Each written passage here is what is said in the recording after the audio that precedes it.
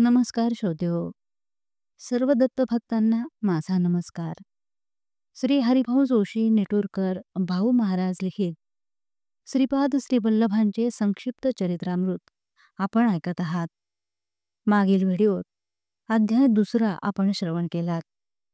आज अध्याय 3 आपण श्रवण करावा ही विनंती. पुन्हा एकदा सर्वांना नमस्कार. श्रीपाद राजम शरणम प्रपद्ये. अध्याय 3. पळणी स्वामींचे दर्शन. पुढे मार्गात चिदंबरम येथे शंकर भट्टांची पळणी स्वामी यांच्याशी भेट झाली. शंकर भट्टांनी पळणी स्वामींना विचारले, मला श्रीपादांचे फक्त नावच माहीत आहे, रूप माहीत नाही, मग ध्यान कसे करायचे? ते म्हणाले, श्रीपादांची भक्ती असल्यावर सर्व सिद्ध होईल. ते आपल्या भक्तांचे कासवाच्या पिल्लाप्रमाणे, नंतर उन्नती झाल्यावर मांजराच्या पिल्लाप्रमाणे रक्षण करतात.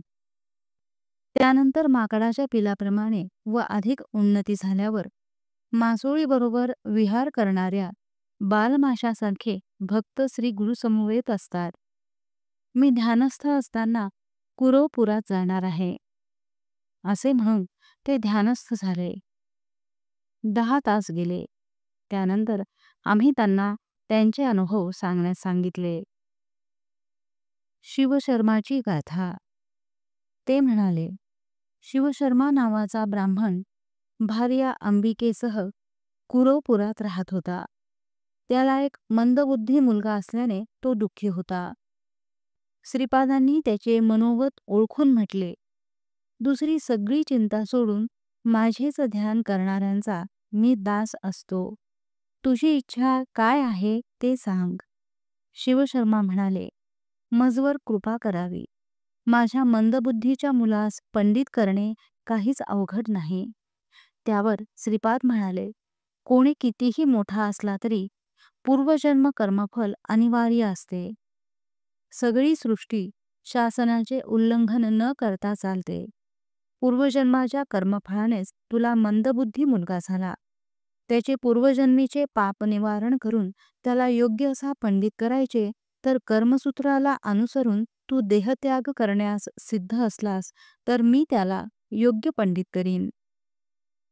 शिवशर्माने ते मान्य केल्यावर श्रीपाद म्हणाले, तुझ्या मृत्यूनंतर धीशीला म्हणजे शिर्डी नगरीत सूक्ष्म रूपाने राहून तू महाराष्ट्रात जन्म घेशील. लवकरच शिवशर्मा मरण पावला व तो मंद मुलगा व त्याची आई लोकांचा अपमान सहन न होऊन आत्महत्येसाठी पळत सुटले.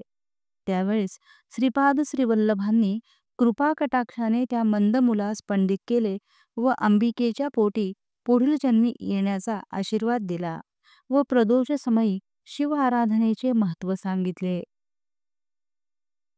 नृसिंह सरस्वती व स्वामी समर्थ यांचा जन्मसंकल्प. वासवा अंबिकेस श्रीपाद प्रभू म्हणाले, मी आणखी 14 वर्षे म्हणजे या शरीराला 30 वर्षे होईपर्यंत या शरीरात राहीन.